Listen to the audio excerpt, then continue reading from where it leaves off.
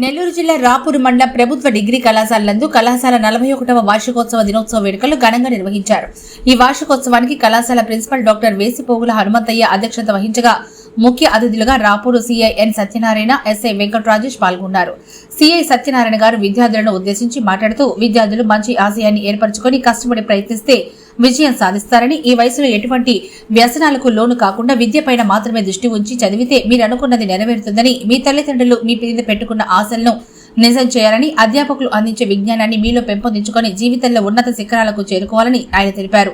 Principal మాట్లాడుతూ నేటి యువత మారుతున్న కాలానికి అనుగుణంగా సాంకేతిక నైపుణ్యం పెంచుకొని పోటీ ప్రపంచంలో గెలిచి తల్లిదండ్రులకు, గురువులకు, సమాజానికి మంచి పేరు తేవాలని హితవు పలికారు. ఈ కార్యక్రమంలో కళాశాల అధ్యాపకేతర సిబ్బంది, విద్యార్థులు పాల్గొన్నారు.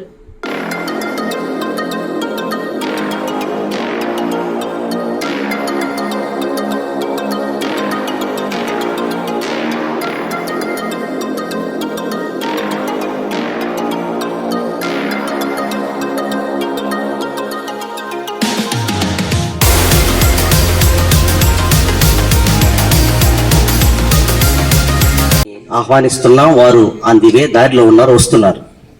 అలాగే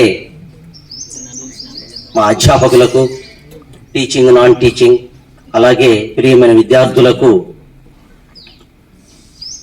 ఏ వార్మ్ వెల్కమ్ మీ అందరికి కూడా తెలియజేస్తున్నాం. అంచేత ఆ పద్యాన్ని వారికి బహుమానంగా నేను ఈరోజు చెప్తాను.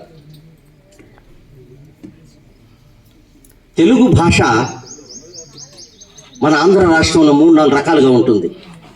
తెలంగాణ ఒకలాగుంటుంది, రాయలసీమ ఒకలాగుంటుంది, కోస్తా ఒకలాగుంటుంది, గుంటూరు ఆ ప్రాంతం ఇంకోలాగుంటుంది.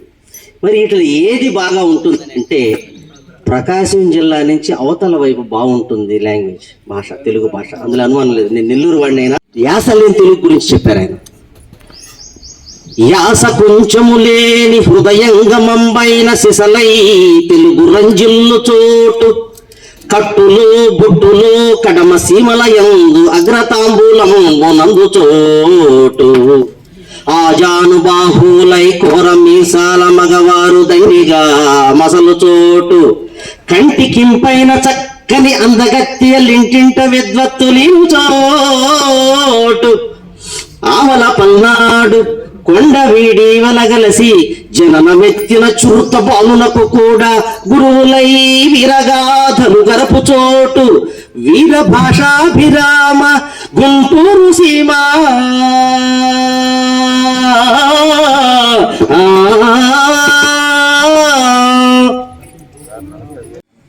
మీకు అందరికీ కూడా ఈ 3 years ఇప్పుడు ఇక్కడ కాలేజీ నుంచి బయటికి వెళ్తున్నామంటే మీకు ఈ 3 సంవత్సరాల్లో మీ ఫ్రెండ్స్, టీచర్స్, మీ అనుబంధం అంతా కూడా ఒకసారి గుర్తు చేసుకోవాల్సిన అవసరం ఉంది. మీరు ఈ కోర్సు ఈ డిగ్రీ కంప్లీట్ చేయడానికి మీ తల్లిదండ్రులు కూడా చాలా వాళ్ళు కష్టపడి మిమ్మల్ని అందరినీ కూడా కాలేజీకి పంపటం, అదేవిధంగా ఇక్కడ ఉన్న టీచింగ్, నాన్ టీచింగ్ స్టాఫ్ అందరూ కూడా మీకు అందరికీ కూడా మీరందరూ చాలా కృతజ్ఞతతోటి ఉండాల్సిన అవసరం ఉంటుంది. మనం ఏదైనా ఒక కోర్సు కంప్లీట్ చేయాలంటే మనకి దాని వెనక మన తల్లిదండ్రుల శ్రమ, టీచర్ శ్రమ, మన ఫ్రెండ్స్ అందరూ కూడా కోఆపరేట్ చేసేవాళ్ళు ఉంటారు. కాబట్టి మనం వాళ్ళందరూ హెల్ప్ తీసుకొని ఈ కోర్సు కంప్లీట్ చేస్తున్నాం. మీ స్టడీస్ ఇప్పుడు ఈ రోజు పెట్టి పూర్తయిందని కాదు, మీరు భవిష్యత్తులో మీరు ఒక స్థాయికి వెళ్ళాలంటే మీరు ఈ డిగ్రీ అనేది ఒక బేస్. తర్వాత మీరు డిఫరెంట్ ఫీల్డ్స్ లోకి వెళ్ళొచ్చు. స్టడీ మీరు ఏదైనా ఎంప్లాయ్మెంట్కి వెళ్ళొచ్చు, అదేవిధంగా వ్యాపారంలోకి వెళ్ళొచ్చు, లేదంటే ప్రొఫెషన్స్ ఏదన్నా మీకు ఆల్రెడీ ఏదైనా ప్రొఫెషన్లోకి వెళ్ళొచ్చు, లేదంటే రాజకీయ రంగంలోకి వెళ్ళొచ్చు. చాలా అవకాశాలు ఉంటాయి మనకి. కానీ మనకి ఇక్కడున్న మన తోటి ఫ్రెండ్స్, టీచర్స్ ఏ విధంగా వాళ్ళందరూ మనకి కోఆపరేట్ చేశారు, వాళ్ళందరి సహాయంతో మనం ఏ విధంగా మెలిగాము, వాళ్ళందరితోటి ఏ విధంగా ఉన్నాం అనేది మీకు భవిష్యత్తులో చాలా ఉపయోగపడింది.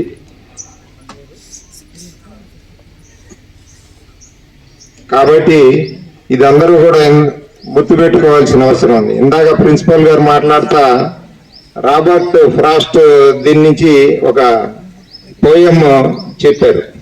అది మేము 7వ తరగతిలో చదువుకున్నాం.